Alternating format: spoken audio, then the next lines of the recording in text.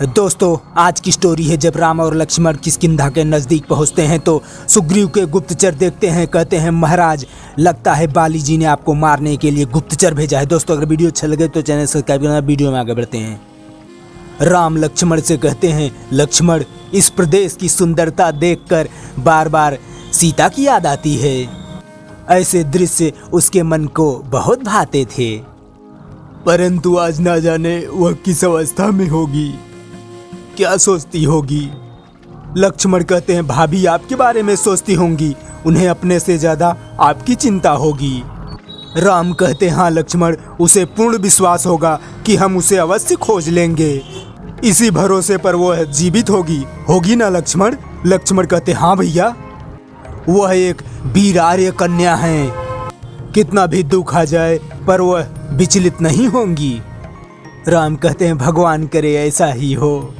सीता से एक राक्षसनी कहती है, राजा की बात सीधी तरह मान ले, क्या कमी है मेरे राजन में। अरे सुनती है कि नहीं, बोलना, तू महाराजा अधिराज की बात मान ले, नहीं तो मार मार के तेरे टुकड़े टुकड़े कर दूंगी। लंकेश की बात मान ले, बोल, मानेगी कि नहीं मानेगी। अरे कुछ तो बोल। एक राक्षसनी कहती है, ये ऐसे नहीं मानेगी। मायावती, तुम इसे माया से डराओ, अपने माया से भ्रमित कर दो इसे। राक्षसनी कहती है, देखो मैं इसे कैसे सीधे रास्ते पर लाती हूँ। हमारे लंकेश्वर की बात मान ले, नहीं तो मार मार के टुकड़े टुकड़े कर दूंगी, समझी। क्यों स्वयं अपनी शत्रु बन रही हो, नादानी छोड़ो। महाराज अधिराज रावण की शरण में आ जाओ, तुम्हें हर प्रकार का सुख मिलेगा। ऐसा वैभव, ऐसा सुख तीनों लोकों में किसी स्त्री को नहीं मिला होगा जो तुम्हें मिलेगा। द्वार पर आए हुए भाग्य को ठोकर मत मारो रानी, अभागी मान जा, नहीं तो मैं तेरे ऊपर ऐसे भयानक पशु छोड़ूंगी जो तेरी बोटी बोटी नोच डालेंगे। अब देख क्या गति होती है तेरी। सुग्रीव का गुप्तचर कहता है, महाराज की जय हो। महाराज, हमारा यह गुप्तचर संदेश लाया है। पंपापुर के सरोवर में दो अनजान व्यक्ति घूमते हुए दिखाई दिए हैं। वो ऋषिमुख पर्वत की ओर बढ़ रहे हैं। जामवंत कहते हैं, क्या कह रहे हो नील, और दोनों ऋषिमुख पर्वत की ओर बढ़ रहे हैं।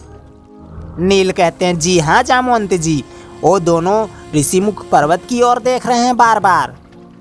ऐसा लगता है वो इसी चोटी पर पहुंचने का मार्ग देख रहे हैं। गुप्तचर का कहना है, अपनी भाषा में बातचीत करते हुए वह बीच बीच में महाराज सुग्रीव का भी नाम लेते हैं। सुग्रीव कहते हैं, हमारा नाम ले रहे थे, क्या कह रहे थे, क्या सुना तुमने। सैनिक कहता है, जी मैंने इतना ही सुना, जो उनमें से छोटा था बड़े से कह रहा था, महाराज सुग्रीव निश्चित ही इसी चोटी पर रहते होंगे, हमें वहां पहुंचने का मार्ग शीघ्र ही ढूंढना चाहिए।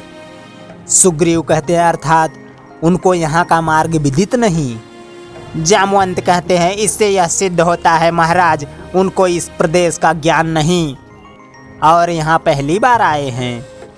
नील कहते हैं, उनसे यह भी सिद्ध होता है कि वो पर्यटक नहीं हैं, जो केवल घूमने आए हैं। उनका एक लक्ष्य है महाराज सुग्रीव तक पहुँचना। वो इनसे भेंट करना चाहते हैं या आक्रमण, ये विचार करने की बात है। सुग्रीव कहते हैं, तुम ठीक कहते हो नल, उनका आगमन विचार करने योग्य है। क्यों आए हैं, किसने भेजा है। जामवंत कहते हैं, अर्थात आप लोगों को शंका है, महाराज बाली ने उन्हें भेजा है यहाँ। सुग्रीव कहते हैं, हाँ, इसी बात की मुझे आशंका है जामवंत, परंतु उन्हें महाराज बाली यहाँ अकारण क्यों भेजेंगे, हम तो यहाँ शांतिपूर्वक रहते हैं और उन्हें कुछ कहते भी नहीं।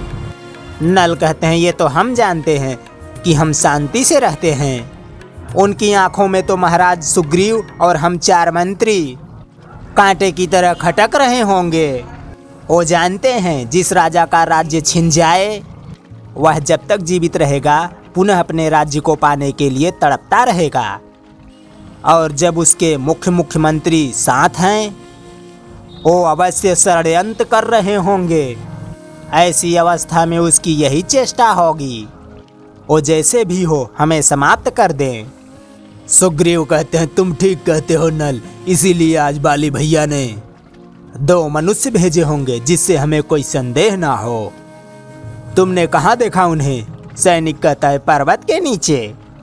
सुग्रीव कहते हैं तुम कहाँ थे? सैनिक कहता मैं पेड़ पर बैठा हुआ था, उसके नीचे से वो जा रहे थे। सुग्रीव कहते हैं कैसे लगते हैं वो? सैनिक कहता है जी अच्छे लगते हैं। सुग्रीव कहते हैं हमने अच्छी बुरे की बात कहाँ पूछी, हम जानना चाहते हैं कैसी वेशभूषा है और कैसे डील के हैं वो। सैनिक कहता है जी वो दोनों युवक हैं, अति सुंदर हैं, मुख पर एक मोहिनी है, वेशभूषा से एक तपस्वी लगते हैं, परंतु कंधे वीरों के हैं और कंधों पर धनुष बाण धारण किए हैं। सुग्रीव कहते हैं सारी बातें तुम एक दूसरे के विपरीत कह रहे हो, एक बात बताओ वो तपस्वी हैं कि योद्धा हैं? सैनिक कहता है जी दोनों। सुग्रीव कहते हैं कुछ समझ में नहीं आता। जामवंत कहते हैं मेरी समझ में आता है, बाली ने ऐसे 2 व्यक्ति भेजे हैं जो यहाँ प्रदेश के लिए अनजान हैं। वो दोनों व्यक्ति महाराज सुग्रीव के पास सहायता मांगने के बहाने भिक्षा मांगने के उद्देश्य से हमारे यहाँ पहुँचेंगे और उनका मुख्य उद्देश्य यही होगा हमारा भेद जानना कि हमसे किष्किंधा का राज्य छीनने का कोई षड्यंत्र रच रहे हैं कि नहीं। सुग्रीव कहते हैं और जो वीरों की भांति धनुष बाण उठा रखा है वो क्यों? जामवंत कहते हैं वो इसलिए कि हमें असावधान और शक्तिहीन पाएं और अवसर पाके हमें समाप्त भी कर दें। सुग्रीव कहते हैं जामवंत कहते हैं इसलिए प्रतिदिन की आशंका से तो यही उत्तम है आप बाली पर आक्रमण करके उससे किष्किंधा का राज छीन लीजिए। सुग्रीव कहते हैं परंतु वो इतना बलशाली है कि मैं उससे अकेले नहीं लड़ सकता, हमें किसी शक्तिशाली मित्र की आवश्यकता है जो हमारा साथ दे। जामवंत कहते हैं हो सकता है उसके दरबार में कोई आपका विशेष भक्त हो जो आपकी सहायता कर सकता है। सुग्रीव कहते हैं परंतु जामवंत कहते हैं राजन अपने खोए हुए राज्य को प्राप्त करना आपका वीरोचित कर्तव्य है, उसके लिए राजनीति साम दाम दंड भेद सारे अस्त्रों का प्रयोग उचित मानती है।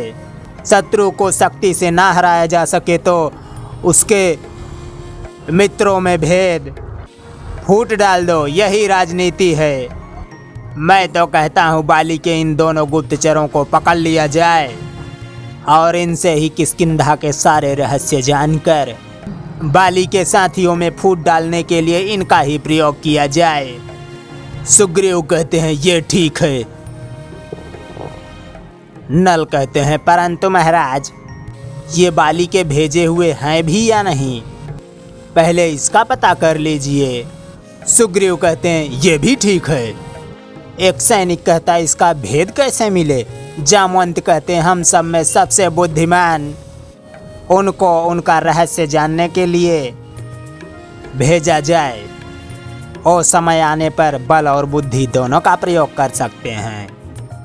सुग्रीव कहते हैं तुमने बहुत उत्तम बात की है जामवंत, हनुमान कहाँ हैं?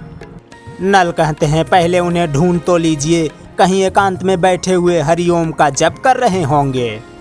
सुग्रीव कहते हैं चलो हनुमान को ढूंढते हैं, आओ। जामवंत कहते हैं हनुमान? नल नील कहते हैं हे हनुमान इसके लिए आप हमें क्षमा करें महावीर, महाराज सुग्रीव ने आपको किसी आवश्यक कार्यवश बुलवाया है। हनुमान कहते हैं महाराज सुग्रीव ने बुलाया है?